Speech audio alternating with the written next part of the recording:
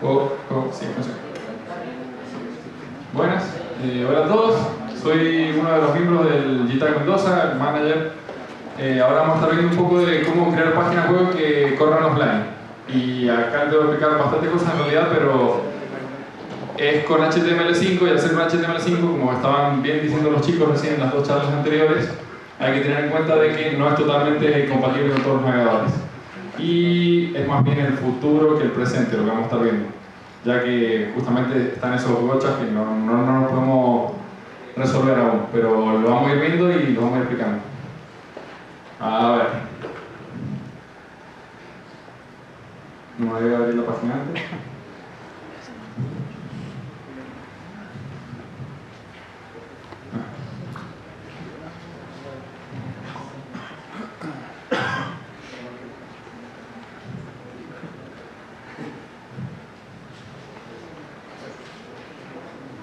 Bien, esta es una aplicación que justamente está armada para poder correr offline. Nosotros vamos a estar viendo el código de esta aplicación. Es bastante fea, pero no importa hasta adelante. Bien. Vamos a ver. Primero que nada, ¿quiénes de acá conocen por casualidad algo de... A ver si... ¿Quiénes han trabajado con bases de datos no relacionales? Bien. Puedo decir cualquier cosa. Bien, bueno, primero voy a contar algo en general. Para poder trabajar offline, en realidad lo que se hace es trabajar con una tecnología que se llama App Cache. Es utilizar un archivo manifest, un archivo de texto, en el cual uno le dice qué recursos son los que se van a descargar al momento en el que uno entra en la página. Y después esos recursos se cargan directamente de la caché, no se vuelven a cargar de internet por más de que sean modificados. Eso es una contra muy importante que ahora vamos a ver viendo cómo poder salvarnos esa contra, ya que si no, no nos serviría para nada. ¿Hace cuánto que no hay sitios web estáticos prácticamente en internet? Desde hace años. Pero en general, nosotros lo que vamos a tener que hacer, como les estaba contando, es descargar. Mira, les voy a mostrar.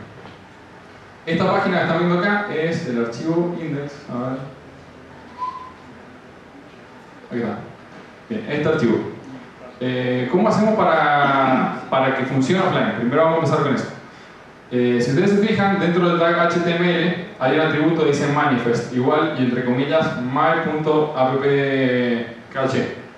¿Qué es lo que es esto? Esto es un archivo. Este es el archivo que indica qué páginas web o qué archivos, qué recursos se van a estar descargando para ser accedidos de forma offline. Si nosotros vamos al archivo my.appcache, que lo tengo acá abierto, van a ver que efectivamente lo que dice es un manifest de caché y se cachean los archivos index.html, estilo.css, js, o sea la carpeta barra jQuery 172.js, jQuery, que esta librería la estamos cargando en realidad porque en un momento pensaba hacerla, quité una llamada a un server. Esto está corriendo, todo lo que la aplicación que estoy mostrando está hecha con App Engine. Entonces estaba lógica todo con HTML, JavaScript, CSS, y por detrás iba a utilizar App Engine para la parte del servidor y traer los datos, pero al final se complicó el tiempo, entonces no se iba a estar utilizando esa librería, pero igual estaba cachada.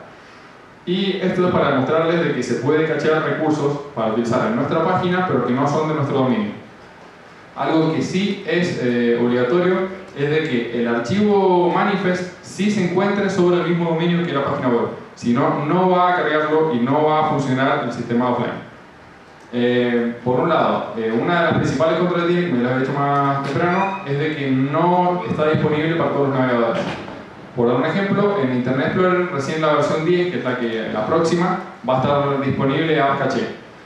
Lo que implica de que, si bien sí está funcionando en Chrome y Firefox y Opera, desde versiones viejas, vamos a tener que esperar para poder implementarlo de forma correcta en todos los navegadores.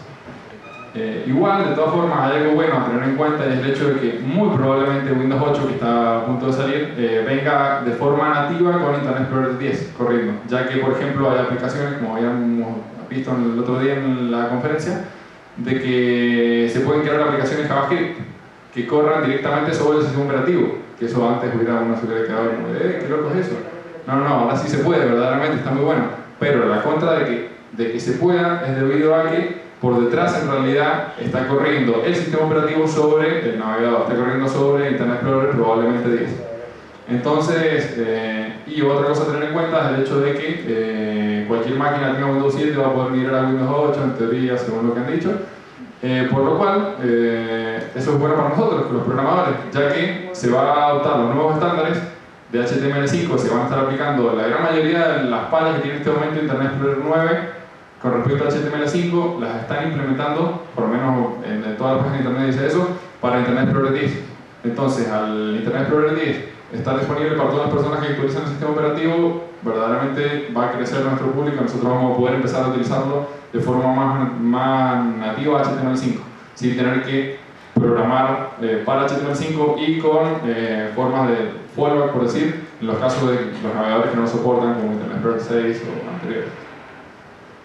¿Hasta acá se entendió más o menos lo que estaba viendo? ¿Sí?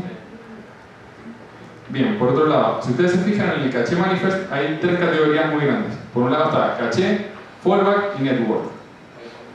Dentro del caché son los archivos que explícitamente nosotros le estamos diciendo queremos que descarguen estos archivos. Y como habíamos dicho anteriormente, una vez que se descarguen, se van a estar accediendo únicamente de forma offline. A partir de la siguiente vez que nosotros recarguemos el sitio web, se van a estar accediendo esos recursos de forma offline y no se va a volver a pedir a internet, por más de que esos archivos cambien. La única forma de que vuelva a descargar los archivos es que haya una modificación en el archivo manifest. Entonces, ¿cómo hacemos nosotros para ingresarle contenido dinámico? Bueno, ustedes han visto más temprano de que están justamente la API de datos de almacenamiento de HTML5, con la cual uno puede utilizar local storage, no sé si quiero justo llegué un poco tarde, me parece ya lo habían dado, local storage, session storage para almacenamiento, la API de datos, si bien Aníbal había dicho de que, por ejemplo, la API de archivos de HTML5 únicamente estaba disponible para Chrome, hay implementaciones que hay, ¿cómo se llaman? Polyfills, son librerías que implementan faltas de los navegadores, que implementan la API de archivos, que está muy buena, con un sistema de base de datos que tiene mayor alcance en los navegadores, que ya está disponible para casi todos los navegadores, excepto todo el Internet Explorer, que ahora con el DIS también va a estar disponible. Entonces, dentro de unos pocos meses, ya vamos a tener la posibilidad de utilizar, por ejemplo, la API de archivos de forma indirecta, pero vamos a poder utilizar la API de archivos de HTML5 directamente agregando una librería simplemente. Vamos a agregar una librería JavaScript y vamos a poder utilizar con la misma notación que para un navegador que sí lo soporta como para un navegador que no lo soporta. Eso para que lo sepan, ya existe la librería, está agrandando la gama de dispositivos sobre los cuales funciona, pero recién dentro de unos meses va a estar abarcando la verdadera potencialidad que va a ser cuando agarre Internet Explorer también. Por otro lado, por un lado estaba la categoría caché, por otro lado está fallback. Fallback, ¿qué son en los casos de no encontrar, por ejemplo, de encontrarse con un 404, de que no encuentra un archivo, ¿a dónde tiene que ir a parar? ¿Qué es lo que estamos diciendo nosotros? Estamos diciendo, bueno, si en raíz se encuentra con un 404, si nosotros estamos apuntando en alguna parte de nuestra página a un archivo, sea una imagen o sea lo que sea, pero que esté en raíz del directorio raíz de nuestro sitio web, y no lo encuentra, automáticamente va a cargar el archivo offline.html. Esto es una forma implícita de decir también de que caché el archivo offline.html. En este caso el archivo offline.html se los voy a mostrar para que vean que en realidad es una tontera. Es todo vacío prácticamente, tiene el título offline y dice la página que se debe acceder no se encuentra disponible en este momento. Eso es todo. O sea, es nuestra forma. ¿Qué es lo que pasa, por ejemplo? A ver. Si ustedes se fijan acá, nosotros hemos dicho todos los archivos de raíz que no se encuentren, que apunten a offline.html. De forma indirecta pasa esto. ¿A qué me refiero con de forma indirecta? Por ejemplo, es que, por ejemplo, acá hay una imagen, bueno, justo está en caché, la segunda vez que lo cargue va a aparecer. Primero voy a explicar eso porque si no va a quedar medio colgado. ¿Vieron de que estaba la imagen rota? Es porque ese IMG-SRC está apuntando a no existe.jpg. Y si nos fijamos en el directorio, dentro de la carpeta de imágenes, no existe el archivo, no existe. Sí existe .jpg. Y si ustedes se fijan en el manifest, nosotros vemos la segunda regla era de cualquier problema que hubiera dentro de la carpeta de imágenes, apuntara a la imagen si existe.jpg. Entonces, la primera vez que nosotros cargamos la página, descargó los recursos, pero no la estaba cargando desde el disco rígido, sino que la estaba intentando cargar desde internet. No encontró, el archivo no existe, entonces mostraba error, y en el momento en el que yo volví a recargar la página, ya estaba cargando la página totalmente offline. Entonces, ¿qué es lo que pasó? Reemplazó el recurso no existe por el sí existe, y a partir de este momento está leyendo todo de los archivos que se han guardado en el disco rígido. ¿Sí? Bien, con offline lo que les quería mostrar es que justamente esa imagen de que no se mostraba está apuntando a lo mismo pero con un sitio web. Está apuntando a una página web que se llama noexiste.html y no existe esa página web. Y cuando uno entra, va a apuntar a offline, nada más que, si ustedes ven, está apuntando a no existe. Es totalmente transparente para nosotros. Supuestamente el usuario entró en la página noexiste.html, pero eso es mentira. Entró en la página offline, nada más que ellos no lo saben. Entonces, suponiendo que se haya caído la conexión a internet y que nosotros no hayamos agregado en el manifest, por ejemplo, el login. Si nosotros tenemos un login en nuestra página, no lo vamos a cachear porque igual no va a funcionar. Va a terminar tirando errores y es peor para el usuario que el usuario esté enojado porque no funciona algo. Entonces, directamente, ¿qué es lo que hacemos? No lo agregamos al cacheo explícito y lo agregamos en network, que ahora voy a explicar bien qué es network. Y ¿qué es lo que va a pasar? Al no encontrarlo, si no tenemos conexión a internet, no va a poder ir a la página login.html, login.php, lo que sea, y va a estar entrando a offline.html. ¿Hasta acá se ha entendido más o menos la idea? Bien. Por otro lado, la tercera categoría es la categoría network dentro del archivo manifest. En la categoría network, uno lo que dice es qué archivos uno quiere que obligatoriamente se carguen desde internet si hay conexión. En este caso nosotros le dijimos todos. ¿Qué es lo que significa? Que todos los archivos que no estén agregados en el manifest los carguen desde internet. ¿Por qué es tan importante? Ahora les voy a explicar por qué esto, pero ¿por qué es tan importante poner este asterisco? Porque si nosotros no lo ponemos y la primera vez que entremos a nuestra página web, supongamos que tengamos un complemento de Twitter, ¿sí? Primera vez que entramos a nuestra página web, como lo está cargando desde internet, todavía no ha cacheado nada, muestra el complemento, lo cargó todo espectacular. En el momento en el que nosotros apretamos F5 o cerramos la página, volvemos a entrar unos días más adelante, ¿qué es lo que va a pasar? Va a estar cargando todos los recursos locales que nosotros le especificamos dentro de caché. Pero nosotros no especificamos nada del complemento de Twitter. Entonces, ¿qué es lo que va a pasar? Al no estar especificado, los recursos faltantes no los buscan en internet. Por defecto no lo hacen. Entonces, no podemos tener nada dinámico que no sea nuestra página, ya que no lo va a estar cargando. De esta forma, agregando el network, el asterisco, lo que nos aseguramos nosotros es de que todo lo que no esté nombrado en caché lo intente buscar primero en internet. Y si no lo encuentra, que se fije en los fallback, a ver si hay algún fallback para cuando no lo encuentre. ¿Sí? Ese es más o menos el mecanismo sobre el cual funciona. Por otro lado, si ustedes se fijan acá, el network también dice http://asterisco y https://asterisco. Esto es porque sobre Mozilla el app caché con el asterisco solo únicamente toma, es como si le hubiera puesto esto, únicamente toma todos los archivos que estén dentro de nuestro sitio web y no está tomando los de afuera de nuestro sitio web. Únicamente en Mozilla pasa eso. Entonces, con Chrome, únicamente con esta regla ya no habría ningún problema, pero para solucionarlo con Mozilla y que también cargue los complementos de otras páginas y cosas por el estilo, tenemos que agregarle estas dos reglas. Una vez que tenemos esto, ya tenemos el piso, por decir, de nuestro sitio web offline. Ya está corriendo totalmente offline. Inclusive, si nosotros nos fijamos acá, en la página, vuelvo para atrás, que ya está, si se fijan, ya está cargando esta imagen del caché. Esta imagen en ningún lado estaba puesto que dice cargar, por eso porque estamos seguros. Si vamos a, creo que era en Network, si no me equivoco, y tengo que recargar la página. Acá aparecen todos los recursos que se han ido cargando a medida que empezó que se inicializó la página, ¿sí? Si ustedes se fijan, todos dicen de dónde lo está trayendo, de caché, de caché, de caché. Entonces lo está trayendo todos de disco rígido. Ahora, ¿cuál es el tema? ¿De dónde nos tenemos que agarrar nosotros? Nosotros sabemos de que esto funciona espectacular para páginas estáticas. Nosotros lo queremos para páginas dinámicas. ¿Qué es lo que vamos a hacer en realidad? Es de que utilizar una de las formas de almacenamiento HTML5 para guardar el contenido dinámico en el disco rígido de nuestra PC para el navegador específico sobre el cual nosotros estamos trabajando. Pero acá hay todo un tema. Bueno, hay muchas formas de guardarlo. al contenido dinámico. Primero que nada, ¿cómo hacemos para traerlo al contenido dinámico? Bien, lo que habría que hacer, por ejemplo, por dar un ejemplo cualquiera, podría ser tener archivos PHP o servlets que devuelvan en formato XML o en formato JSON, por ejemplo, el contenido dinámico. Y que esos archivos no estén cacheados. Al no estar en nuestro archivo manifest, lo que van a hacer es de que si hay conexión a internet, los vaya a buscar directamente de internet. Entonces, ¿cuál es la ventaja que logramos nosotros? Es el hecho de poder. La primera vez que entremos a nuestra página se van a descargar todos los recursos que hagan falta. A partir de la segunda vez que entremos a nuestra página, está cargando la local. Entonces no hay llamadas a ningún servidor.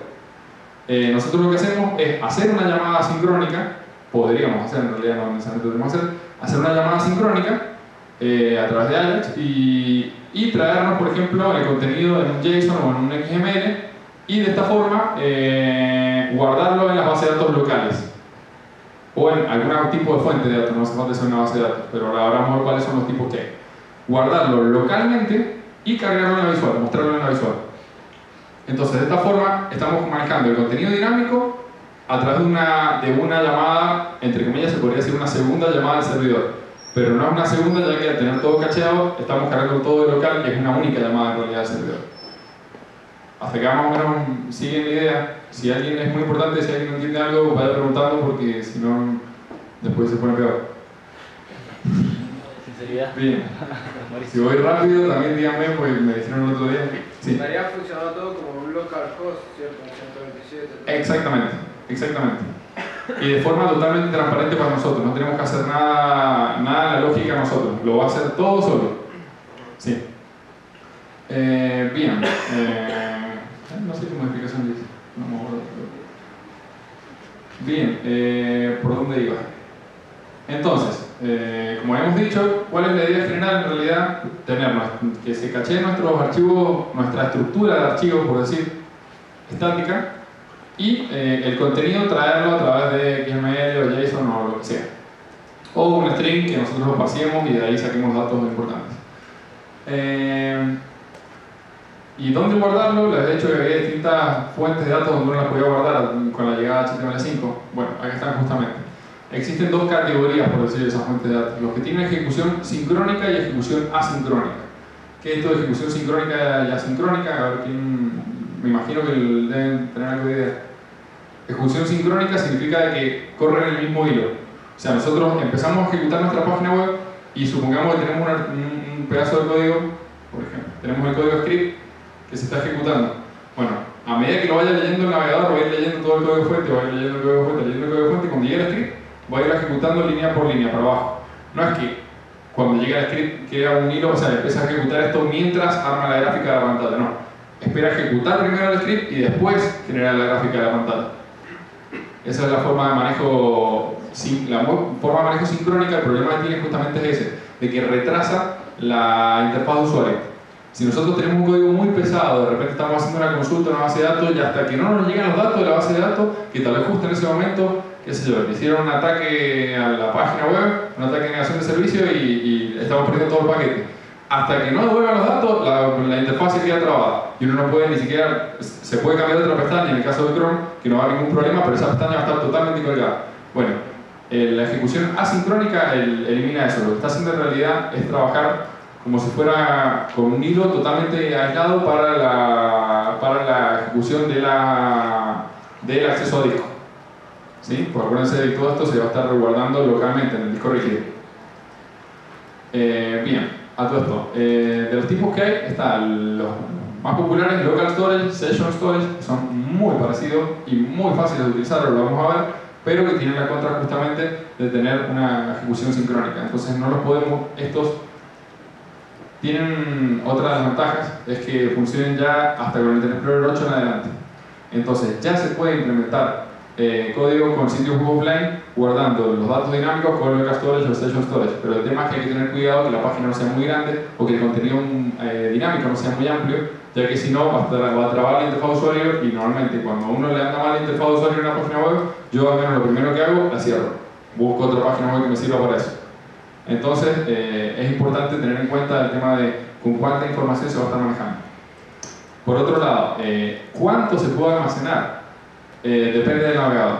pero normalmente son unos 5 MB para el local storage y para los tipos de base de datos, que son estos dos, tienen otros 20 MB más o en algunos casos 45 MB dependiendo del navegador. Bien, vamos a ver un poco de local storage para que vean en la práctica qué es en realidad esto que se ve medio raro. Bueno, está cargando de internet. No puse yo en el manifest de que descargar ese archivo. No está cargando el archivo local storage y es por eso por lo que justamente tarda en cargarlo, porque está cargando de internet de la norma. Bien, como les había dicho, muy fea la interfaz, pero acá tenemos local storage. ¿Cómo funciona local storage? Es una forma de almacenamiento basado en claves y valores. Uno le pone asignado un nombre y un valor guardado. Entonces, ¿nosotros qué es lo que podemos hacer? En este caso, yo le puse lo hice implícito. Les voy a mostrar. Hay un bueno, únicamente visual, si ustedes ven este div, por si se preguntan qué hace ahí, únicamente es para centrarlo, el contenido, no tiene nada de lógica ni nada. Bien, tenemos el input con ID y valor, que lo vamos a estar utilizando, y tenemos dos botones, uno que llama la función cargar y el otro llama la función guardar, y el atrás que vuelve a la página anterior, ¿sí? Vamos a ver la función cargar y guardar. Si ustedes se fijan, es muy poco código, muy poco código. Es literalmente, lo importante es esto, ese pedacito que dice local storage y entre corchetes, comillas, llaves. Eso es lo importante. Dependiendo de qué lado uno lo ponga, es si está accediendo a los datos que tiene adentro para utilizarlos o si está pisando el valor. ¿Sí? Es estilo variable, la forma de manejo. En este caso lo que estamos diciendo, por ejemplo, es en la función cargar, estamos diciendo la variable texto va a ser igual a lo que tenga guardado en local storage sobre la clave, justo se llama. Nosotros le podríamos haber puesto acá, qué sé yo, el nombre. Entonces nosotros podríamos haber asignado a la clave nombre los valores Pedro, José, los nombres que sean, ¿sí? Y quedarían todos esos nombres guardados sobre la clave nombre. En este caso nosotros lo que estamos haciendo es sobre la clave, leyendo el valor, guardándolo en una variable, y si no es indefinido, indefinido es cuando nunca se ha asignado un valor sobre el almacenamiento para esa clave específica, ¿sí? Si no es indefinido, entonces en el elemento, en el input text que se llama valor, tiene identificador valor, le vamos a estar poniendo el texto que hemos cargado. En este caso, como es la primera vez que entramos a la página web desde esta PC, no hay nada cargado y por eso creo que no mostró nada, porque era indefinido, entonces no hizo nada. Y el botón guardar, ¿qué es lo que está haciendo? Dice, bueno, vamos a, en el local storage sobre la clave, la key clave por decirlo, vamos a guardar el valor que está escrito en el input text que tiene identificador valor. Esto de JavaScript simple, no quise ni utilizar jQuery, cosa que sea algo bien fácil para los que ya han trabajado antes con JavaScript. Entonces, vamos a ver cómo funciona. Si nosotros ahora le ponemos hola, por ejemplo, y le damos a guardar, lo que está haciendo ya lo guardó. No puse ni confirmación para que mostrara ningún mensajito ni nada, pero ya lo guardó. ¿Cómo lo podemos ver? Bueno, una de las formas sobre el inspector de Chrome podemos ver en recursos, local storage, y acá va a ver dentro para nuestro dominio que para la clave está guardado el valor hola. Y si inclusive nosotros, bueno, unas cosas que tienen que ver acá, es de que aparte de tener estos botones con eventos, también le puse en el onload al cargarse, de que llame al método cargar, cosa que también se muestre acá el texto. Entonces, si ahora volvemos para atrás nosotros y volvemos a entrar, sigue estando error. ¿Por qué? Porque está guardado en disco rígido y lo que hace es consultar el disco rígido sobre esa clave, qué valor tiene guardado y lo inserta en la caja de texto. ¿Hasta ahí se entendió todo? Bien. Esto es muy simple. También hay otros métodos con local storage, por ejemplo, como clear. Uno puede poner local storage en JavaScript, .clear, paréntesis, y elimina todo lo que haya guardado para el sitio web en el que nosotros nos encontramos. Esto no es cross-site. Es todo interno para el nombre de dominio en el que nosotros nos encontramos en este momento. Hay algo a tener en cuenta y es que no lo muestra de forma implícita, por decirlo. Recién nosotros vimos acá que en recursos, dentro de local storage, podíamos ver de que para la key clave estaba guardado el valor hola. Si nosotros ahora volvemos para atrás, seguimos en el mismo dominio, pero si vamos a local storage, no hay nada. Si estamos en el mismo dominio, pero en realidad es porque no lo está mostrando, sí está guardado. Si nosotros venimos acá y le escribimos local storage, para ver de que nos muestra el objeto local storage sobre que trabaja el navegador y para la key clave está guardado el elemento valor. O sea, lo podemos acceder. Esta es una forma en la que nosotros podemos utilizar, más transparente y bastante estandarizada, se puede decir, ya que desde Internet Explorer 8 funciona, para pasaje de parámetros entre una parte y otra del sitio web sin tener que ir a la URL y molestar la URL, por decirlo. Bien.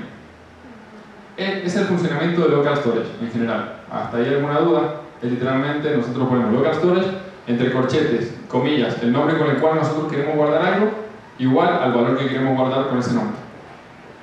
¿Cuándo se elimina? Cuando borramos el historial. Obviamente se va a estar eliminando no el historial, sino cuando borramos la caché. Cuando el runner elimine todo, bueno, ahí se va a estar eliminando todos los datos que estén guardados en local storage.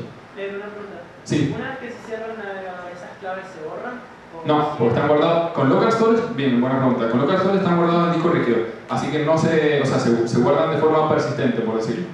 Session storage, sin embargo, no es persistente. La anotación es exactamente igual. Ahora te lo voy a mostrar, por ejemplo.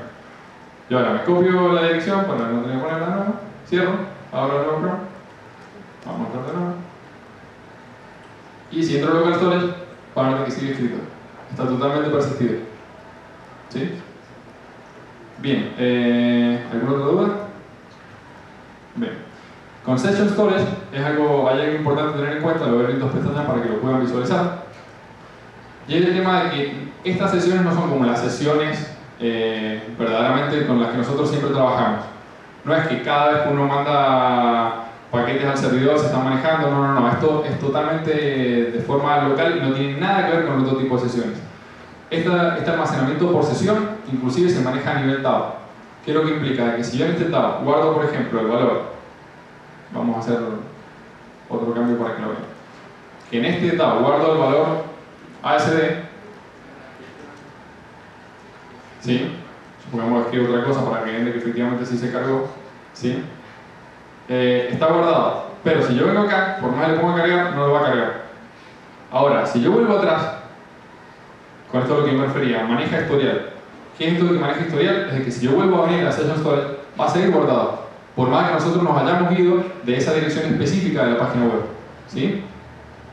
Pero si uno quiere pensar en algo que esté disponible para las distintas pestañas, uno puede trabajar de todas formas con Session Storage, que al momento de uno cerrar la pestaña se eliminan todos los datos que estén guardados, pero lo que va a tener que hacer es trabajar por detrás, esto les explico como para que lo sepan, pero no hay implementación acá hecha, con web workers. Web workers son como los hilos, por decir, que uno puede manejar con JavaScript. ¿Qué características tienen estos hilos? Que se pueden utilizar para comunicación entre tabs. Sobre todo para cuando uno está realizando un juego, por ejemplo con HTML5, que uno quiere que hagan trampa de repente con pestañas, que de alguna forma lo rompan. Bueno, con web workers uno puede estar pasando información de un tab a otro y aún así seguir utilizando Session Storage. Entonces, ese web worker vendría a ser como un hilo que está corriendo independiente de los tabs y que cualquier tab lo puede acceder, con ciertas restricciones obviamente, pero esa es la idea general. ¿Hasta acá alguna duda? Sí. Los web workers, ¿en qué browser andan? Los web workers tengo entendido que funcionan también desde Internet Explorer 8 en adelante, también funcionan en Chrome y Mozilla, o sea que están funcionando bien. Para el sistema de hilado con JavaScript, sí. Igual tendría que fijarme para estar totalmente seguro, pero estoy casi seguro de que funcionaban en todos los navegadores desde... Tal vez, por ejemplo, si uno está buscando compatibilidad con Internet Explorer 6, no, obviamente no va a funcionar, pero me parece que de 8 para adelante ya estaba funcionando. ¿Algún otro tema? Bueno, aparte de que con web workers van a estar trabajando no solo para multitab, sino para cuando quieran trabajar con hilos. Cuando quieran trabajar con hilos con JavaScript, para aumentar, mejorar la performance, no les va a quedar otra opción que trabajar con web workers. O sea, es algo que normalmente uno tiene que utilizar. Bien. Entonces, estos son los métodos de ejecución sincrónica. Y los métodos de ejecución, o las formas de almacenamiento con ejecución asincrónica y también sincrónica en este caso, a través de web workers, son WebCQ, IndexedDB y File System API. Esto es algo de lo que había estado hablando a nivel más temprano. WebCQ literalmente es un SQLite, SQL Lite, las bases de datos que se guardan en un archivito local. ¿Algunos de ustedes, quiénes han trabajado con bases de datos SQLite? Bien, alguien ha trabajado. Bien, bueno, literalmente WebSecure se maneja a través de consultas SQL, pero el problema es de que en un principio se estaba como, lo habían impuesto, no impuesto, lo habían tomado como estándar la W3G, la W3C, perdón.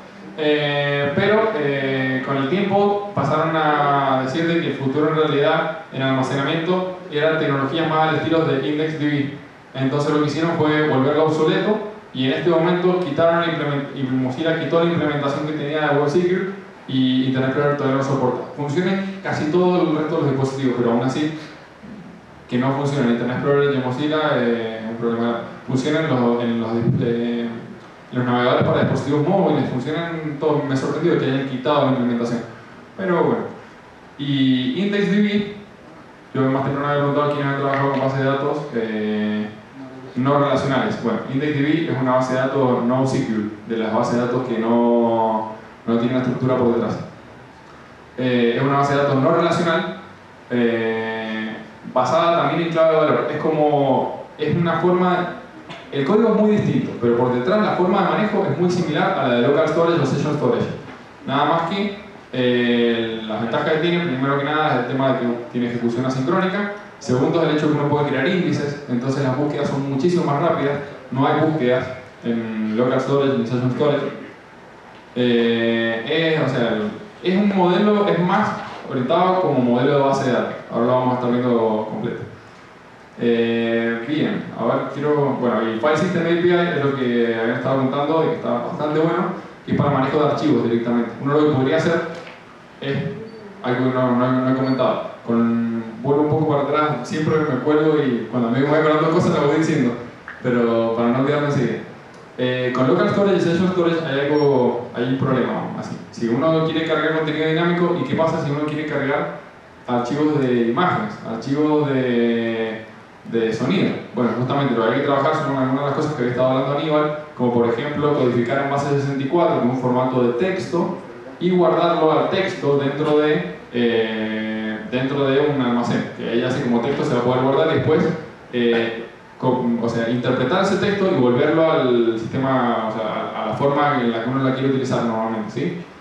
Eso implica una sobrecarga, el hecho de que uno tenga que convertirlo a texto y después volver a leerlo de texto, pero como es del lado del cliente tampoco nos importa mucho, porque en realidad las sobrecargas que verdaderamente nos tienen que importar a nosotros son las sobrecargas en el servidor. Si la sobrecarga está al lado del cliente, la realidad es que el procesamiento que puede estar utilizando un navegador sobre una máquina corriente es nada lo que va a estar trabajando con respecto a lo que puede estar trabajando nuestro servidor con todas las peticiones que va a estar recibiendo de todas las personas que están intentando cargar nuestro sitio. Entonces en realidad no nos tenemos que preocupar mucho por eso, pero es importante saber de que genera una sobrecarga. ¿Cuál es una de las ventajas que tiene IndexedDB? Es que uno puede insertar como tipo de dato blobs, que son los que hemos estado viendo, para datos binarios. Entonces uno no necesariamente tiene que pasar a un codeo a base 64 de una imagen, por ejemplo, o de un archivo de sonido, sino que directamente uno puede guardar el blob y después cargarlo como archivo, sin ningún tipo de problema. Ahora sigo viendo el File System API. Nosotros acá ni siquiera tendríamos que guardar el blob, podemos guardar el archivo con File System API, esa es la gran ventaja que tenemos. No tenemos que hacer ningún tipo de proceso de nada. El archivo como está lo guardamos en un disco rígido y va a estar guardado en disco rígido en una carpeta específica para el dominio en el cual uno se encuentra.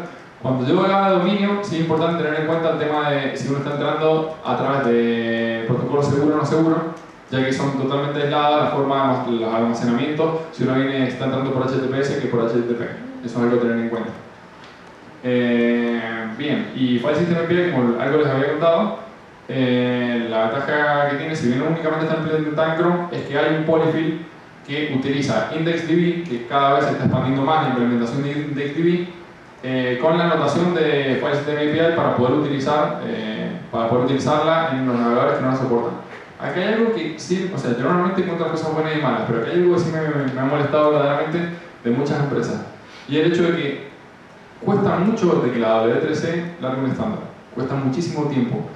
Y la File System API la estandarizaron. Y aún así, es medio como que el único que la tiene implementada fue Chrome, que fue el primero en implementarla, y el resto no les importa implementarla. Dicho por gente de empresa que he escuchado, no les interesa implementar esta API, siendo que está muy buena y que verdaderamente para los programadores es muy útil.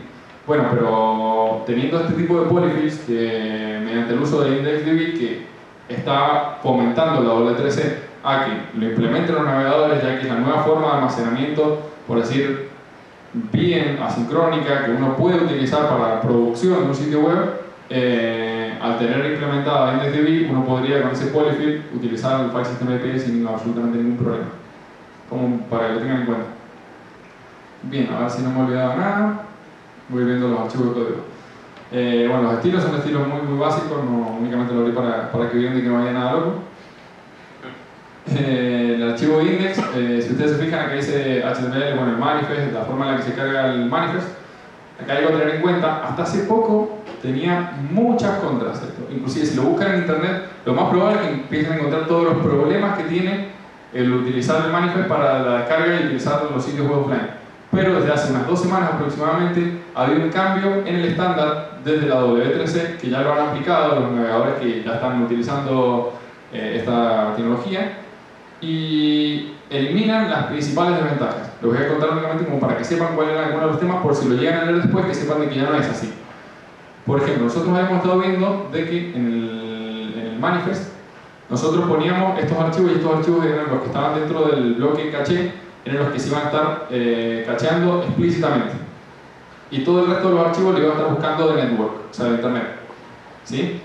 Bueno, había algo que se llamaba App Cache Group, que funcionaba, era parte de la especificación hasta hace muy poco tiempo, que básicamente ¿qué es lo que hacía? Si uno entraba a una página web que estaba cacheada, por ejemplo el index, ¿sí?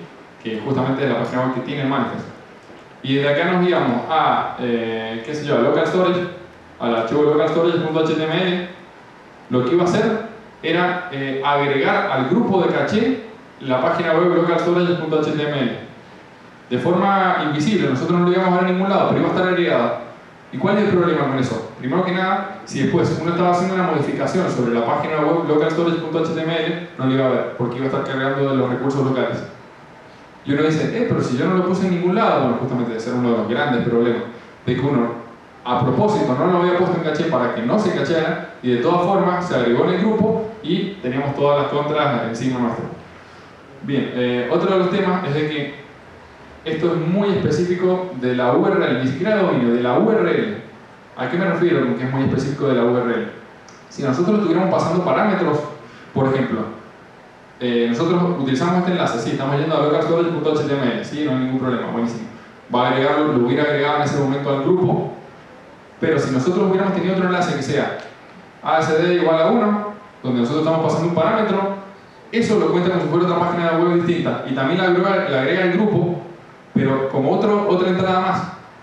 Ahora, ¿cuál es el problema de esto? Algo que no sé si los he hecho más temprano, es el hecho de que la única forma de hacer que se actualicen estos archivos es modificando el manifest. Si hay una modificación en el manifest, dice, han habido cambios, y lo que hace es agarra y descarga de nuevo todos los recursos. Bueno, ¿cuál es el problema que había? Descargar los recursos implícitos también.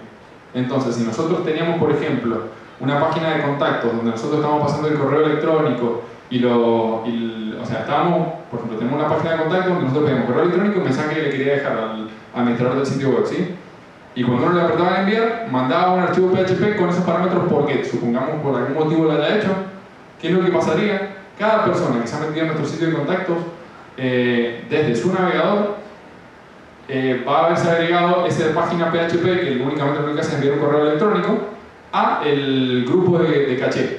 ¿Y qué es lo que pasaba? Si nosotros modificábamos el manifest, supongamos que lo único que hacía era quitar este espacio, no importa qué cambio sea, al guardarlo, iba a intentar recargar de nuevo todos los recursos. Entonces, ¿qué es lo que iba a pasar? Si la persona que había mandado una sugerencia volvía a entrar a mi página web, después de que yo había cambiado el archivo manifest, todos los correos que le haya enviado se volvían a enviar, porque volvía a descargar todos los archivos. Y la forma de descargar un archivo que tiene toda lógica en el servidor, en realidad es abrirlo. Entonces, ¿qué es lo que iba a hacer? Iba a volver a enviar todos los correos electrónicos. Llévenlo a eso, supongamos en una red social, para que vean el gran problema en realidad que es esto si uno lo lleva a casos grandes. Una persona en la que está entrando en los perfiles de 1 millón de personas y de repente empieza a bajarse todos los recursos de todas esas páginas. En el momento en el que uno cambia el manifest, va a empezar a descargar todas las páginas web que tienen implícitas. Todos los perfiles de todas las personas, todas las fotos, todo lo va a empezar a descargar. ¿Qué es lo que va a pasar? Primero que nada, los navegadores tienen una traba de por sí, que es de que no pueden descargar de más de 2 archivos a la vez del mismo dominio. No sé si lo sabían. Es por eso por lo que muchas veces conviene quitar las cosas de nuestro dominio y cosas como por ejemplo librerías que son muy utilizadas como jQuery, no conviene tenerlas en nuestro dominio sino utilizarlas de dominios en las que muchas personas la utilizan, como la página oficial de jQuery o en la página de librerías de Google, por ejemplo.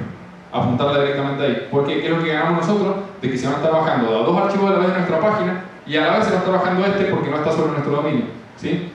Bueno, no me acuerdo dónde iba con eso en realidad, pero...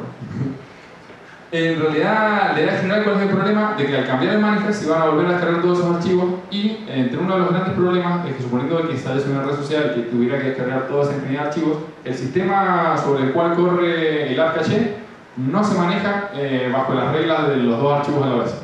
Entonces, ¿qué es lo que iba a pasar? Iba a intentar descargar todos los recursos, que lo que implica, si tenía 10.000 fotos o entró una álbum de fotos, iba a intentar descargar las 10.000 fotos a la vez. No solo le iba a matar la conexión al cliente, sino de que todas las personas que estén entrando al sitio web a la corta cercanía va a cambiar el manifest, te van a estar haciendo indirectamente un ataque de negación de servicio, porque cada uno de los clientes te va a estar intentando descargar 50 archivos a la vez y te van a colapsar el servidor y te lo tiraban al servidor. Esa es una de las grandes desventajas.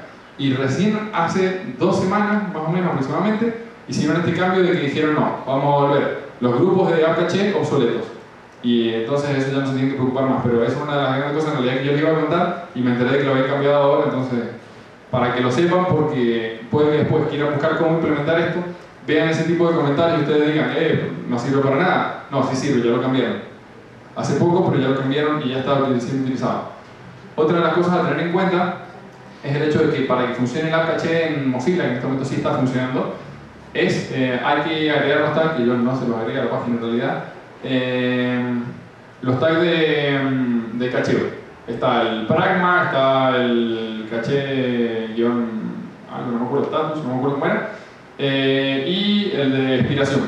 Uno tiene que agregar esos 3 atributos meta en el head, siendo por el lado positivo, no por el lado negativo. No hay que agregarlos para no caché porque si no, no va a funcionar justamente. ¿Cuál es el problema? Mozilla por defecto tiene deshabilitado el cacheo de app caché. Entonces, la única forma en la que uno puede utilizarlo es forzando al habilitado. Entonces uno lo que tiene que hacer es agregarlos a estos metas dentro del head para que así se habilite. Eso les lo hago como comentario por si lo llegan a querer utilizar.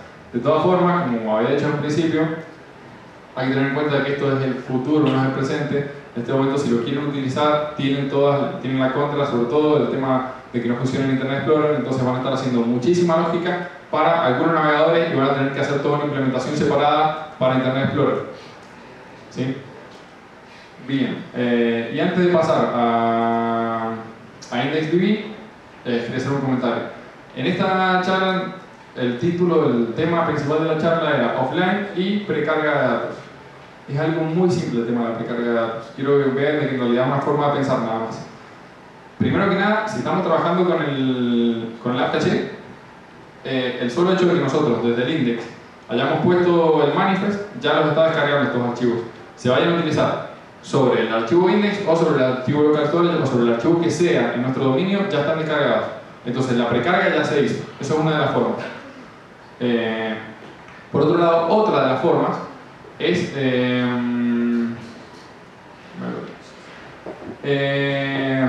no sé exactamente qué estaba diciendo. Me pasa bastante seguido. A ver si me acuerdo. Bien, precarga de datos. Otra de las formas es justamente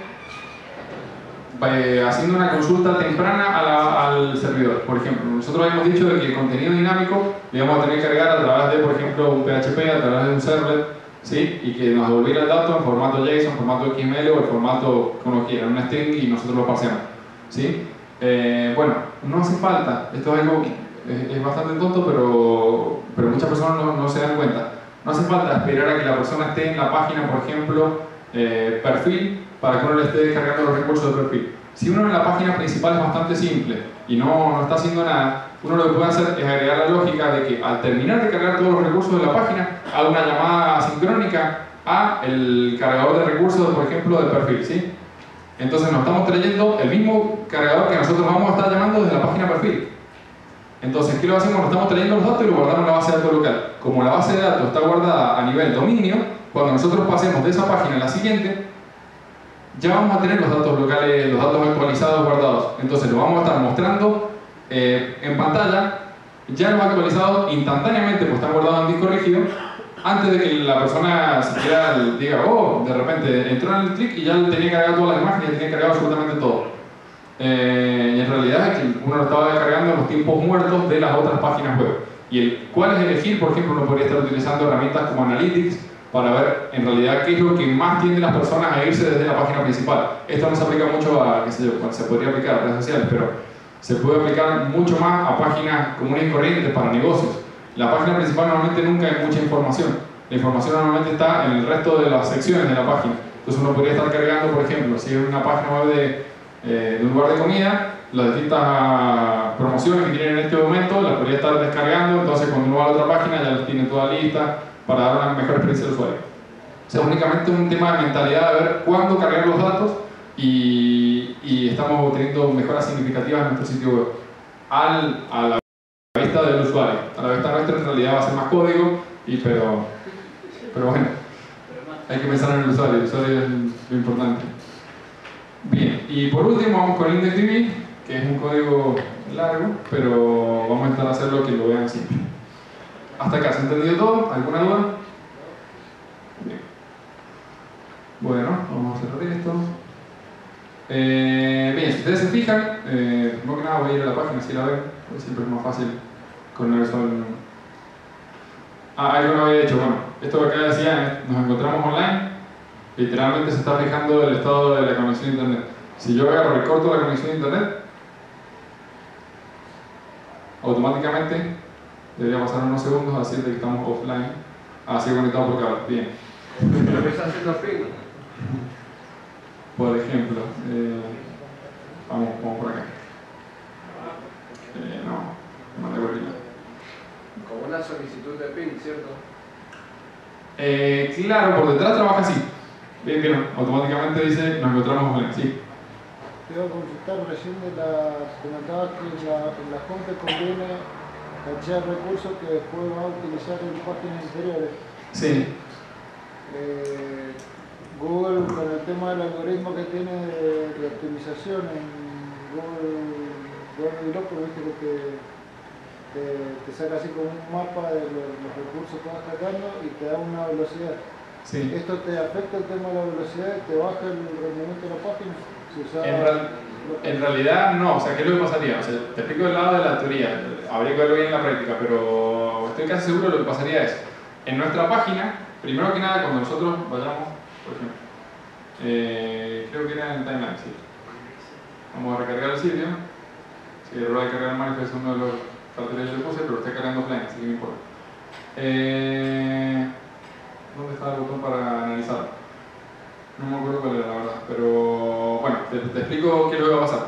Sí, como recién habíamos visto, los archivos se van a ir cargando en network, los archivos se van a ir cargando de caché. Entonces, inicialmente al tener la página offline, todo va a haber sido cargado desde caché. Y nosotros lo que vamos a hacer, primero, o sea, ¿cómo lo haría yo?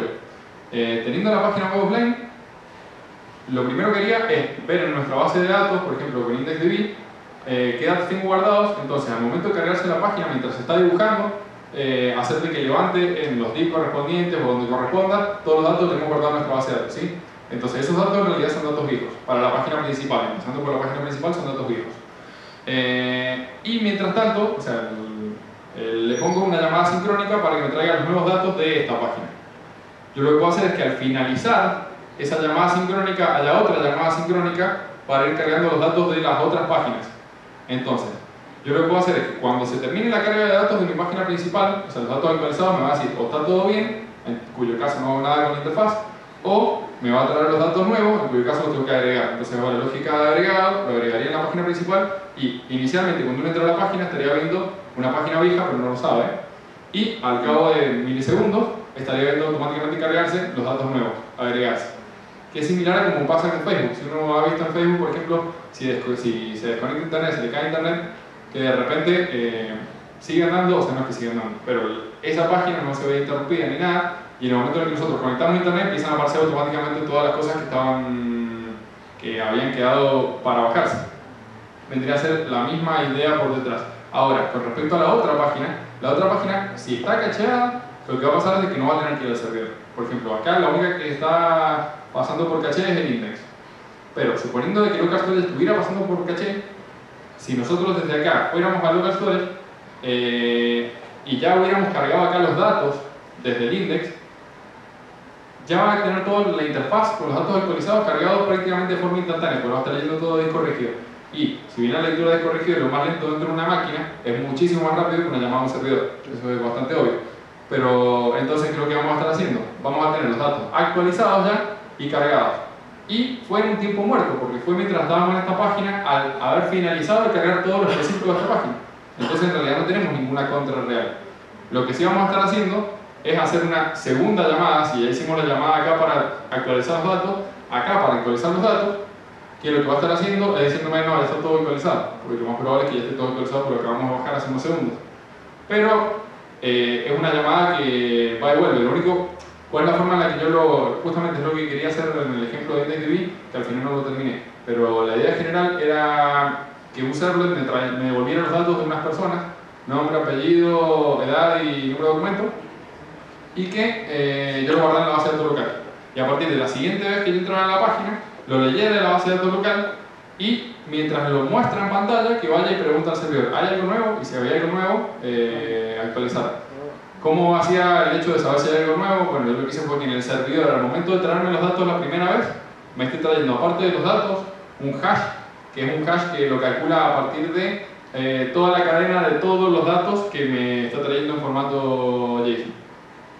Por ejemplo, si ahora se los voy a mostrar acá, no está falta la parte de la implementación, pero les puedo mostrar para que lo puedan visualizar. Todo el servlet. Acá tenemos el servlet, no está separado en capas ni nada, estaba todo el código tirado únicamente para que fuera fácil de visualizar.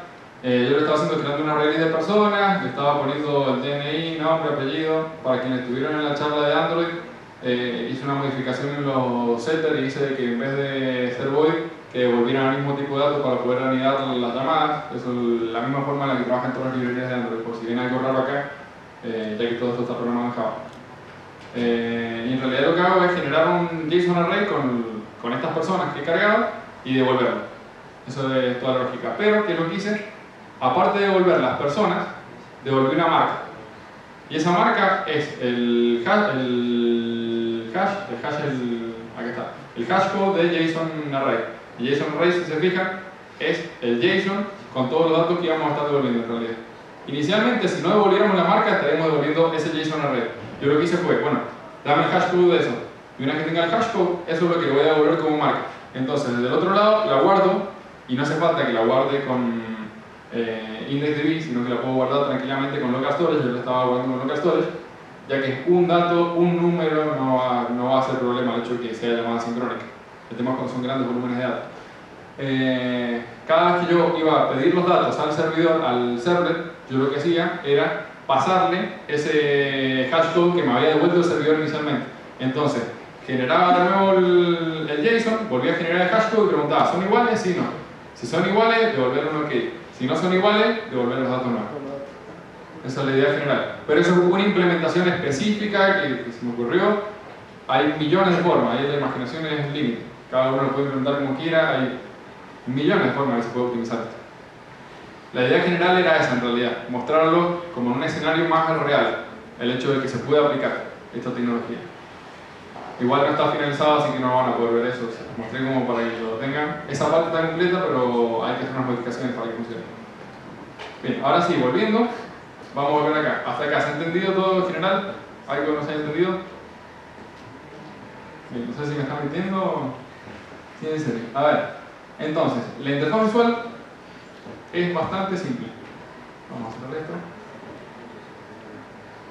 Ah, estoy desconectado el cable y esta página no está cachada. Bien. Ahora tengo que volver a desconectar. A ver si un cable le funciona.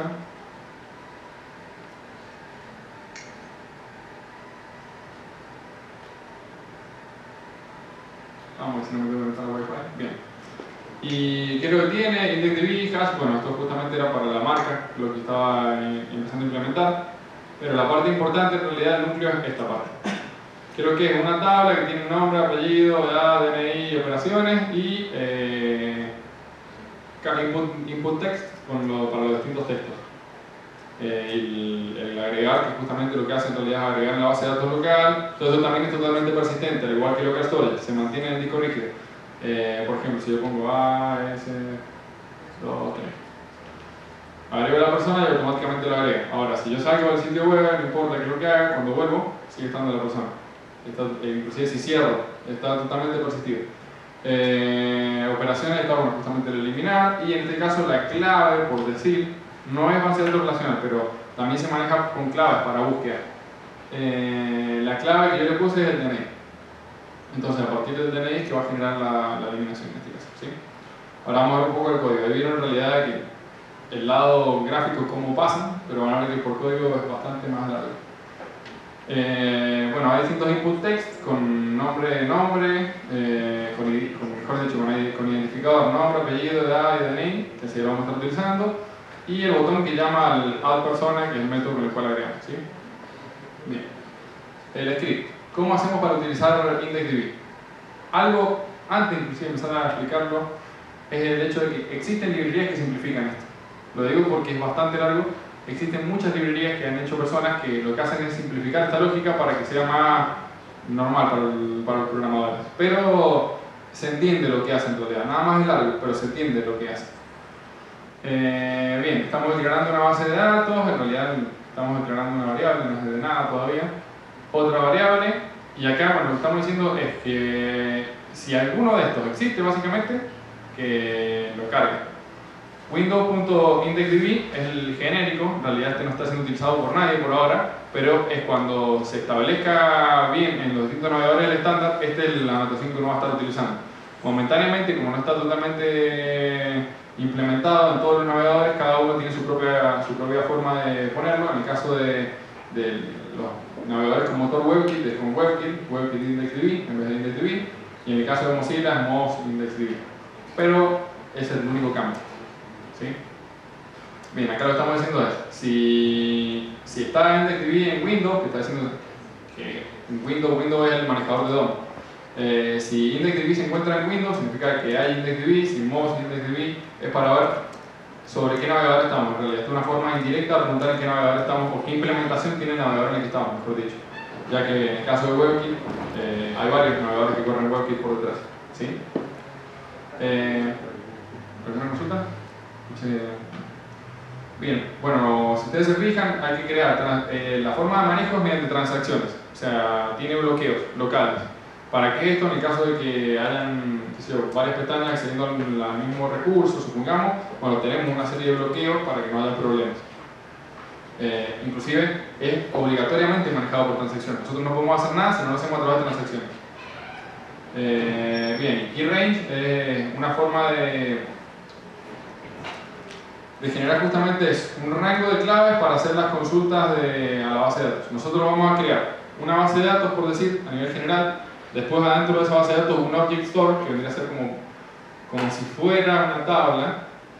Y nosotros lo que vamos a crear es un objeto keyRange para hacer consultas sobre ese object store. Entonces lo que va a devolver es un conjunto de resultados que los vamos a acceder con un cursor. Cada una de las cosas que le acabo de nombrar son todos objetos distintos. Y están todos compuestos distintos acá. A ese tipo de cosas que me refería, que de repente es largo. Bien. Mi base de datos, .indexedb. Bueno, acá está lo general. En realidad acá no hay nada raro. Se está instanciando. Como así. Bien, si ustedes se fijan, en mi base de datos .indexedb.onError. Acá, ¿qué es lo que está haciendo? Primero que nada, está limpiando por si llega a haber una base de datos asignada a este recurso. Si había una base de datos preasignada a este recurso, nuleándolo, lo estamos por decir matando, entonces ahora tendríamos que hacer de nuevo toda la línea de acceso a la base de datos. ¿Sí? Después, en mi base de datos, .indexdb.onError es el manejador de errores en el caso de que ocurra un error a nivel IndexDB. ¿Qué es lo que va a hacer? Va a únicamente mostrar por consola el log del error, cuál era el error que ocurrió. Bueno, y acá lo que estamos haciendo es llamando a la función, en realidad instanciando la función open. Estamos declarando la función open de IndexDB, es importante que sea de IndexDB. Y estamos declarando con un request, el indexdb.open, y esta es la base de datos que yo le decía entre comillas. Esta es vendría a ser nuestra base de datos. Y después, si sale todo bien, acá van a haber muchos onSuccess o error. Es porque prácticamente todo, primero que nada, se maneja de forma sincrónica, no solo a nivel de consulta, sino a nivel de todo, de errores, todo se maneja de forma sincrónica. Inclusive es tan asincrónico de que en algunos casos está la implementación de, por ejemplo, asignan los eventos de qué queremos que se haga cuando sale todo bien, qué queremos que se haga cuando sale todo mal, después de haber hecho la llamada de trabajar. O sea, le dijimos trabajar y después le dijimos si sale todo bien hace esto, si sale todo mal hace esto, que es al revés de nuestra lógica normal. Nosotros primero le decimos si sale todo bien, llamaste método, si sale todo mal, llamaste método, empezar la ejecución. Nos da un tiempo lo suficiente como para que nosotros lo podamos hacer al revés. Eso inclusive acá está hecho a propósito, la declaración al revés, para que vieran de que trabaja hasta en ese nivel de forma sincrónica, como un detalle. Bien, estamos declarando el método en la petición, si sale todo bien, que ejecute este código, hasta acá, todo este código, y si hay error, que llame a indexdb.onError. ¿Sí? Bien, ahora, para poder crear nosotros tablas, por decir, dentro de esta base de datos, la única forma de poder crear tablas es al gestionar una nueva versión de nuestra base de datos. Eso es algo medio raro, pero es la forma en la que se maneja IndexDB. Entonces, nosotros lo que estamos declarando acá es una variable que es nuestra versión 1.00 y estamos diciéndole que la base de datos va a ser el resultado de, o sea, el E justamente es acá, cuando abrimos la base de datos, si sale todo bien, entonces e.target.result va a ser la llamada a la base de datos, se va a estar guardando dentro de mi base de datos.indexdb.db. Entonces nosotros, a través de esta nomenclatura, vamos a poder acceder de forma más directa a la base de datos sin tener que hacer todo el camino desde ahí. Bien, vamos que esto es más largo, pero bueno, pero es una forma de cachear este resultado, ya que si no, al finalizar este método moriría. Si esto está declarado anteriormente, que creo que estaba declarado .db igual a null, es una forma de hacerlo como si fuera una declaración. Es como si estuviéramos cambiando el ámbito de la variable. La variable la declaramos a nivel global, acá la hemos declarado, vacía pero la hemos declarado, y después le metemos los valores dentro de una función. Bueno, no importa, por haberla declarado de forma global, sigue existiendo en el ámbito global y nosotros podemos acceder a los datos. Entonces la podemos utilizar desde el resto de las funciones sin tener que tener acceso a este elemento E que va a morir al finalizar la función. Esto es una idea en realidad de programación. Pero bueno. Bien, entonces la base de datos va a ser justamente el resultado del success, de la petición a abrir la base de datos. Y lo que vamos a hacer es, si no tiene la misma versión, vamos a gestionar la nueva versión de la base de datos. Ya que la única forma de poder crear tablas es a través de una nueva versión de la base de datos. Sí, también lo estaba diciendo. Entonces, si no es la misma la versión actual de la base de datos a la que nosotros tenemos declarada en esta variable, entonces lo que va a hacer es setear en la base de datos la versión que nosotros tenemos declarada en la variable. ¿Sí? Ahora, este setVersion justamente es sobre el cual nosotros, si es satisfactorio, vamos a poder crear las tablas. Esto es lo que les decía cuando cambia. Literalmente es el satisfactorio de este setter. Entonces lo que vamos a hacer es setDrequest.onError. Si hay un error, que llame al mismo error. Si se fijan en este mismo método, en casi todos los casos de errores es el que llamamos, y lo único que hace es loguear. Es para no tener que generar 1000 funciones de errores para cada una de las implementaciones de errores específicas, pero únicamente para que sea siempre el ejemplo. Y en el caso de que funcione, onSuccess, una función que lo que hace es justamente la base de datos, se fija en los nombres de object stores, que son las tablas, podríamos decir, de esta base de datos NoSQL, si existe una que se llame persona. Si existe, la elimina en este caso, ya que es una nueva versión de la base de datos. ¿Qué es lo que pasa? Vamos a pensar, ¿quiénes acá han trabajado con Java con persistencia de clases en Java? A nivel, me refiero de serialización. ¿Ha trabajado alguien con serialización de datos en Java? No, bien, bueno. ¿Qué es lo que pasa? Si nosotros teníamos una clase persona, por ejemplo, con los atributos nombre, apellido y edad, si nosotros después cambiamos la estructura en base de datos orientadas a objetos, por ejemplo, ¿sí? O base de datos relacionales, pero que son generadas de forma reflexiva, que es que se generan a partir de la estructura de la clase, la base de datos. Si nosotros cambiamos la estructura de la base de la clase, rompíamos la base de datos, porque si agregamos un atributo más y no existe en la base de datos, entonces se rompe todo. Bueno, es la misma idea. Como acá estamos de repente diciéndole, existe la persona, la clase, la tabla, por decir persona, sí, bueno, matarla porque me acaban de decir que hay una versión nueva de la base de datos y probablemente cambie la estructura. Entonces agarra y le vuelve a generar toda la estructura de cero. Es como un borrón y cuenta nueva. Bien, en Barstore vamos a estar guardando la creación de justamente esta nueva tabla persona. Y le estamos diciendo que la clave, que la clave primaria en este caso va a ser DNI. Todo este código igual lo vamos a poner a través de nuestro grupo de la página Facebook. Lo vamos a poner disponible para que el que lo quiera ver, lo quiera mirar bien, tenga acceso y cualquier cosa nos pueden hacer preguntas sobre el código o sobre cualquier otra cosa por ahí. Digo por si es muy probable que no lleguemos a terminar porque es bastante largo, pero vamos a ir rápido así vemos lo más que se pueda. Bien, la base de datos, bueno, .indexDB, .getToPersona, este es un método declarado por nosotros. Más abajo está el método, la forma de ejecución. Básicamente lo que está diciendo es, cuando crees la tabla, volvé a leer todos los datos de la base de datos que están guardados sobre esa tabla y renderizarlos en pantalla. Esa es la idea general. Todo eso lo hace este método. Si era la misma versión, igual, volvé a leer todos los datos que hay en la base de datos y renderizarlo en pantalla. Es la misma idea. Esa es la lógica del método, pero es eso lo que es. Con error, el mismo error de siempre, que lo único que hace es loguear, es este error de acá arriba. No hay nada raro ahí. Después, la base de datos, creamos un método addPersona, que recibe una persona, justamente. Persona, esto estamos hablando ya a nivel objeto de JavaScript, porque va a tener sus propios atributos. Esta persona que lo tiene, bueno, estamos de nuevo declarando, porque esto es un método que vamos a estar llamando, después de este método, acá hay algo importante tener en cuenta. ¿Por qué estamos volviendo a declarar DB como mi base de datos de DB? Principalmente porque este método se va a estar ejecutando con el evento click. ¿Y cuál es el problema? Que se está ejecutando con el evento click, ya se va a haber terminado de cargar toda la página. Y el ámbito global, ese que nosotros habíamos utilizado, al momento de haberse terminado de cargar toda la página, bueno, todas las variables que han estado a nivel global declaradas, cuando se termina la carga visual de la página y termina la ejecución, mueren todas esas variables en JavaScript. Al menos con Chrome, que es cuando yo he estado trabajando, pasa eso. Entonces, acá lo estamos declarando localmente y le estamos diciendo, bueno, transacción, estamos creando una transacción, que es una transacción de la base de datos, y acá estamos preguntando sobre qué data store, sobre el data store persona, sobre la tabla persona, es la misma idea. ¿Y qué tipo de transacción es? Es una transacción de lectura-escritura. Hay de sobre-escritura y no me acuerdo qué más hay. Y el store, justamente estamos diciendo, tráeme los datos, por decir. Esto va a tener todo el núcleo de datos de esa tabla. Acá, sobre lo que vamos a tener que utilizar el key range que habíamos visto más arriba, para consultar sobre una parte únicamente de esos datos, y para poder iterarlo vamos a utilizar un cursor.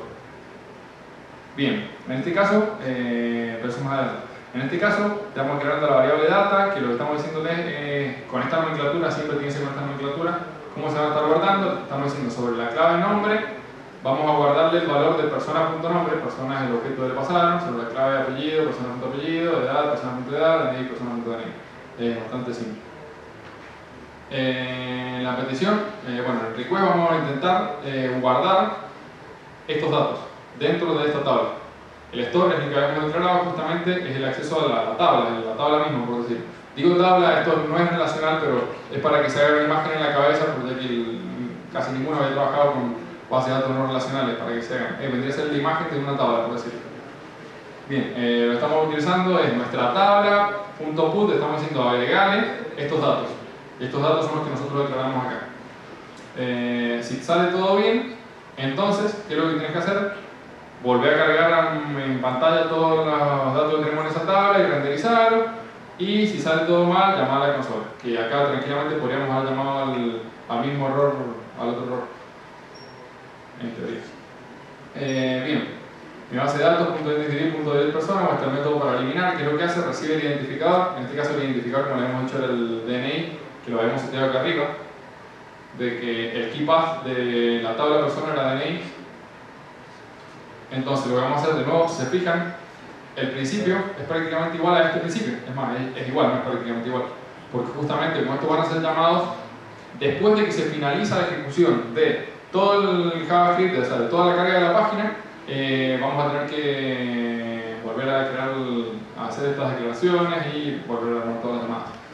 Bien, en este caso tenemos nuestra tabla, le estamos diciendo eliminar el registro con tal identificador, listo, eso es todo, y lo elimina. En el caso de que salga todo bien, ¿qué queremos que se haga? Volver a mostrar todo en pantalla. En el caso de que salga todo mal, decir cuál fue el problema. Acá no sería, vean, error eliminado. Bien, el getter persona, que es el que hemos estado viendo desde hace rato, ese método, ¿qué es lo que hace en realidad? Bueno, primero que nada, estamos trayendo a la tabla personas que tiene identificador personas, estaba en el HTML. Había muy pocas cosas en el HTML. Una era la tabla con identificador personas y el resto eran los input text, básicamente, porque lo otro era para otra lógica que no está implementada.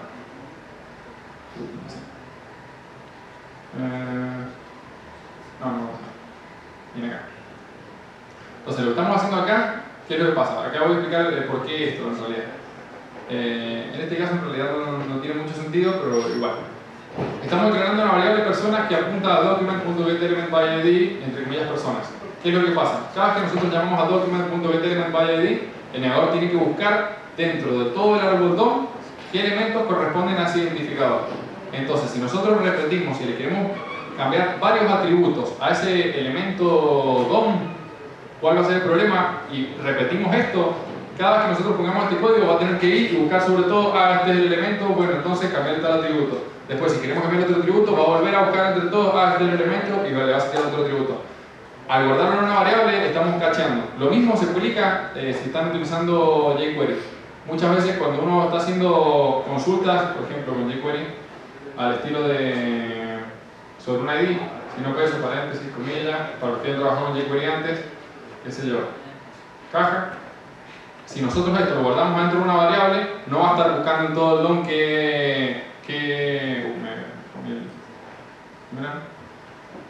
no va a estar buscando en todo el DOM cuáles son los elementos que tiene identificador de caja cada vez que ponemos eso, si lo guardamos en una variable, sino que ya lo va a tener directamente el acceso directo, por decir, a ese elemento DOM. Ese es el por qué ahí está declarada la variable de personas. Bien. Bien, bueno, para hacerlo general, en realidad si se fijan, estamos declarando la base de datos, lo mismo de siempre, le estamos llamando transacción lectura-escritura, estamos estamos declarando la tabla en la variable store, estamos declarando el key range sobre el que habíamos estado hablando y le estamos dando lower bound 0, o sea, lo estamos haciendo todo, básicamente, de 0 para adelante agarra todo. El cursor, que es lo que habíamos hecho más temprano, sobre el store lo aplicamos, el store era la tabla, entonces estamos haciendo la tabla, abrir el cursor, key range, y el key range justamente está diciendo todo. Entonces, ¿qué es lo que va a hacer esto? Dentro del cursor request vamos a tener para poder navegar entre todos los elementos guardados en nuestra tabla persona en la base de datos local con IndexDB, ¿sí? En el caso de que salga todo satisfactorio, en el caso de que haya error, siempre pasa lo mismo. En el caso de que salga todo satisfactorio, se revisa de que no esté vacío. Y si no está vacío el elemento, esto va a ir analizando elemento por elemento, es como si fuera un for each. Va a estar rendereando cada una de las personas. El renderear lo único que hace, si se fijan, es mostrarlo en pantalla. Esta persona que es la tabla, un TR que vamos a estar creando, cada uno de los TD para la tabla, el A que es el enlace para eliminar, los textos de cada uno que se va a ingresar dentro de cada uno de los TD. Después lo que hacemos es agregarle al enlace el evento de eliminar, justamente, porque el enlace era para eliminar, si ustedes se fijan acá, eliminar. Estamos agregando que en el evento click llame a delete persona y que le pase del row el DNI. Y bueno, el texto que queremos que tenga el enlace a eliminar, y acá estamos haciendo todas las uniones de que dentro de la tabla persona, en realidad dentro del TD persona se le agregue el texto, nodo texto nombre, dentro del TD nombre. Dentro del TD apellido se le agrega el nodo de texto apellido, dentro del TD edad se le agrega el nodo de texto edad. Esto hay muchas formas, con jQuery sería muchísimo más simple, pero lo hice un hard script para que todos lo hayan visto alguna vez este tipo de código. Lo único que estamos haciendo es agregando nodo de texto dentro del nodo TD. Después, el nodo TD lo agregamos dentro del nodo TR y el nodo TR lo agregamos adentro de la tabla. ¿Sí? Entonces, de esta forma, vamos agregando cada uno de los registros de nuestra tabla HTML. Como este código de acá arriba, que es el que llamaba render, funciona a modo for each, por decirlo, en el sentido de que cada vez que ponemos result.continuo vuelve a ejecutarse los access, nada más que con el siguiente registro, va a estar así armando toda la tabla. Entonces ahí ya vimos todo el armado de tabla, ya que tenemos para agregar una persona, que es el último método, que lo que hace es crear una persona vacía y al nombre le pone lo que diga en la caja de texto nombre, el apellido lo que diga el apellido, edad, DNI, y después llamamos a mi base de datos.indexdb.addPersona y le pasamos la persona, el objeto que acabamos de crear. Vaciamos los elementos de esta variable. ¿Por qué los vaciamos? Porque si bien nosotros podemos llegar a limpiar en pantalla el texto que está escrito en las distintas cajas de texto, en la variable va a seguir guardada. Entonces si uno después no pone DNI, va a seguir con el DNI de la persona anterior, por ejemplo. Por eso es el vacío en realidad. Es bastante lógico. Y lo que llamamos el addPersona, que ya lo habíamos visto recién, que estaba más arriba, que justamente lo que hacía era agregar a la persona, meterlo en un objeto data y después insertarlo. Eso vendría a ser todo IndexDB. Es bastante largo, pero se puede aplicar y dentro de poco, con la llegada de Internet Explorer 10, va a estar bastante estandarizado como para que se pueda aplicar en serio, bien en las páginas web, en modo producción y tener muy buenas ventajas con esto, utilizándolo en conjunto, sobre todo con AppCache para offline, para sitios web offline. Bueno, espero que les haya gustado la charla y vernos en las próximas canales.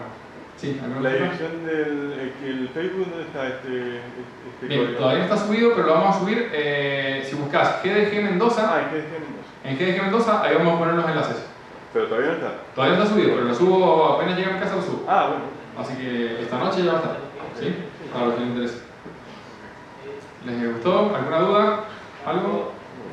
Quiero saber que antes de que nos vayamos, ¿qué comentarios tienen para hacer de la charla? Porque no hemos tenido la posibilidad hasta ahora en ninguna de las charlas, esto es medio raro la forma en la que estamos haciendo.